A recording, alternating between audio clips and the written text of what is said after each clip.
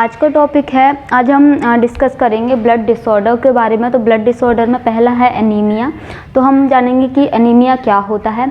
Anaemia जो है एक ऐसी कंडीशन है जिसमें कि आरबीसीज और जो है हीमोग्लोबिन दोनों का जो है कंसंट्रेशन जो है कम हो जाता है, यानी कि low level of the haemoglobin और the RBCs in the body is called as anaemia. Anaemia में जो है एनीमिया की जो स्टेट होती है उसमें जो मेल्स हैं, मेल्स में जो है जो एचबी होगा वो एचबी का लेवल जो है 13.5 ग्राम पर डीएल से भी कम हो जाएगा। जो नॉर्मल लेवल होता है वो है 13 to 15 ग्राम पर डीएल होता है, जो एचबी का लेवल होता है मेल्स में। और फीमेल्स में जो है एचबी का लेवल होता है 12 to 14 जो नॉर्मल लेवल होता है। तो मेल्स में लेस देन 13.5 ग्राम पर डीएल हो जाएगा, और फीमेल्स में जो है अगर 12 ग्राम पर डीएल से जो है कम है अगर वैल्यू एचबी की, तो उसको हम बोलेंगे एनीमिया। इसमें स्टेजेस होती हैं। फर्स्ट स्टेज जो है माइल्ड, तो माइल्ड स्टेज में जो एचबी का लेवल होगा 9.5 to 13.5 ग्राम पर डीएल होगा, या फिर इससे भी लेस होगा। इसके बाद है मॉडरेट। मॉडरेट में जो है 8 से लेकर 9.5 ग्राम पर डीएल तक जो है जो एचबी का लेवल रहेगा। और सीवियर जो कंडीशन है, तो सीवियर एनीमिया में जो है लेस देन 8 ग्राम पर डीएल का जो है कॉन्सनट्रेट रहेगा एचबी का ब्लड के अंदर। तो सीवियर में जो है एचबी का लेवल 8 ग्राम पर डीएल के जो है उससे भी कम होगा, तो इस कंडीशन को जो है सीवियर एनीमिया बोलेंगे। नेक्स्ट हम बात करेंगे कि इसके क्या क्या कॉजेज़ हो सकते हैं। तो एनीमिया के कॉजेज़ जो है, एक तो हेमरेजिक कंडीशन हो सकती है, जैसे कि एक्सीडेंट हो गया हो, तो एक्सीडेंट में जो है एक्सेसिव ब्लड लॉस हो गया हो उसकी वजह से हो सकता है। या फिर अनदर कंडीशन हो, जैसे कि सर्जिकल प्रोसीजर, सर्जरी हुई हो, तो सर्जरी में जो है बहुत ज़्यादा अमाउंट में जो है ब्लड लॉस हुआ हो, उसकी वजह से एनीमिया हो सकता है। इसके अलावा जो है कोई भी इन्फेक्शियस डिसीज़ हो गई, क्रॉनिक इन्फेक्शियस डिसीज़ हो गई, जैसे कि मलेरिया हो गया, जैसे कि जॉइंडिस हो गया, या फिर जो है टाइफाइड हो गया, जो इन्फेक्शन से रिलेटेड जो डिसीज़ हैं, उन क्रॉनिक डिसीज़ की वजह से भी जो है जो एनीमिया जो है कॉज हो सकता है। इसके अलावा जो है अनदर क्रॉनिक डिसीज़ेस, जो सीवियर डिसीज़ेस है, जैसे कि कैंसर हो गया, कैंसर, या फिर र्यूमेटिक हार्ट डिसीज़ हो गई, र्यूमेटिक अर्थराइटिस हो गया, या फिर किडनी से रिलेटेड कोई भी डिसीज़ हो गई, लंग्स से रिलेटेड कोई डिसीज़ हो गई, तो इन सारी डिसीज़ कंडीशन की वजह से भी जो है एनीमिया कॉज हो सकता है। इसके अलावा जो है माल न्यूट्रिशन की वजह से हो सकता है, न्यूट्रिशनल डेफिशिएंसी, जैसे कि आयरन और फॉलिक एसिड की कमी से हो सकता है एनीमिया। इसके अलावा जो है वाइटामिन्स की कमी से हो सकता है। वाइटामिन्स में जो है मोस्टली जो है विटामिन B12 जो है वो पर्नीशियस एनीमिया जो है कॉज करता है।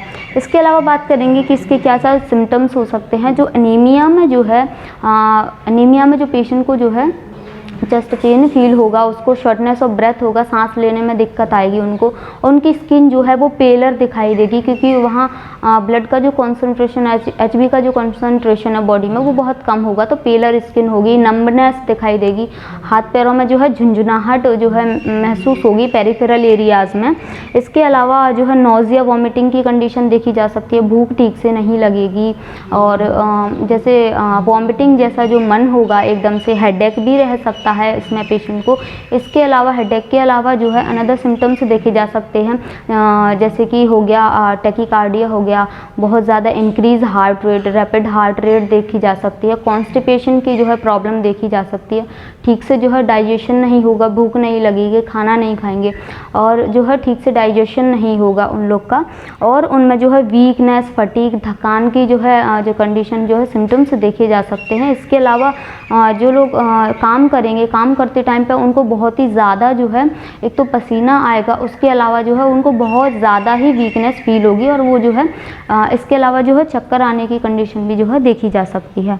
तो इसके अलावा बात करेंगे कि इसकी क्या क्या जो है क्लासिफिकेशन होती है, यानी कि एनीमिया जो है वो कितने टाइप्स के होते हैं।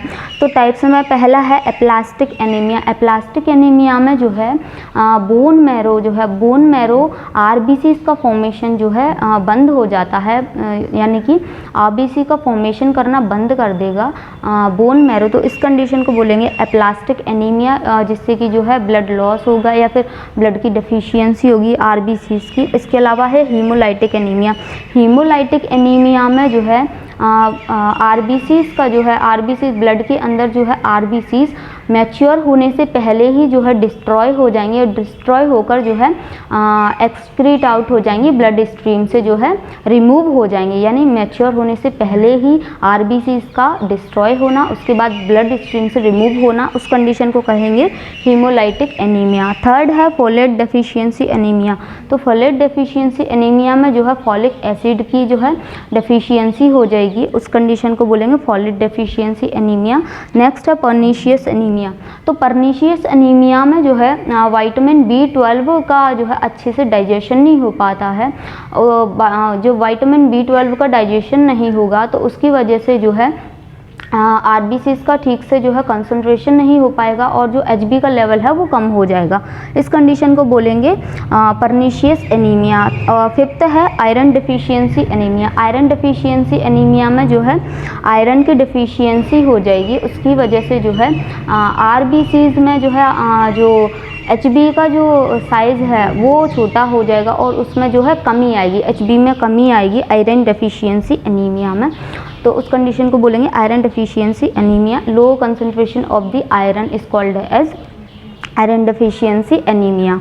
तो इसके अलावा अब हम बात करेंगे कि आयरन डेफिशिएंसी एनीमिया क्या होता है।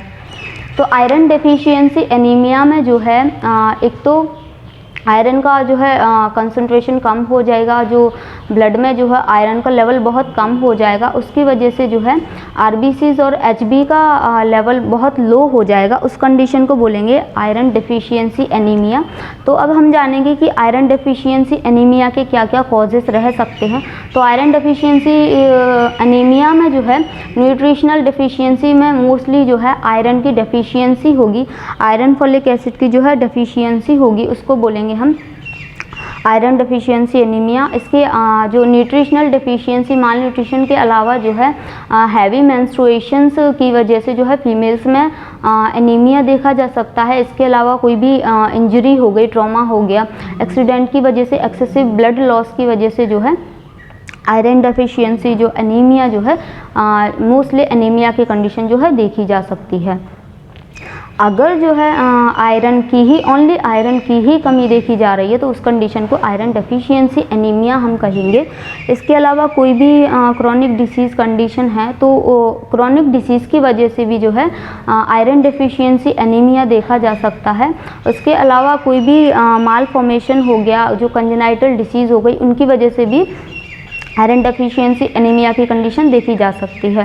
तो कॉजेज़ के बाद हम सिम्टम्स की बात करेंगे। तो आयरन डेफिशिएंसी एनीमिया में जो है पेशेंट को जो है एक तो ब्रीदिंग डिफ़िकल्टी होती है, ठीक से सांस नहीं ले पाएंगे उन लोग, और उनकी पेलर स्किन दिखाई देगी और उनमें नोजिया वॉमिटिंग की कंडीशन दिखाई देगी, हेडेक होगा उनको, कॉन्स्टिपेशन होगा उनको। कॉन्स्टिपेशन के अलावा जो है वीकनेस रहेगी उनमें, मलाइस की कंडीशन जो है देखी जा सकती है, डिजीनेस उनमें रह सकती है, चक्कर आने की जो है कंडीशन उनमें देखी जा सकती है। इसके अलावा है उनमें डायफोरेसिस होगा, यानी कि एक्सेसिव उनकी स्वेटिंग होगी, वो कुछ भी काम जो है अनेबल होंगे काम करने के लिए, यानी कि उनमें इतनी एनर्जी नहीं होगी कि वो अच्छे से काम कर पाएँ। तो सिम्टम्स के अलावा हम बात करेंगे कि इनमें क्या क्या जो है डायग्नोसिस कर सकते हैं आयरन डेफिशिएंसी एनीमिया के लिए।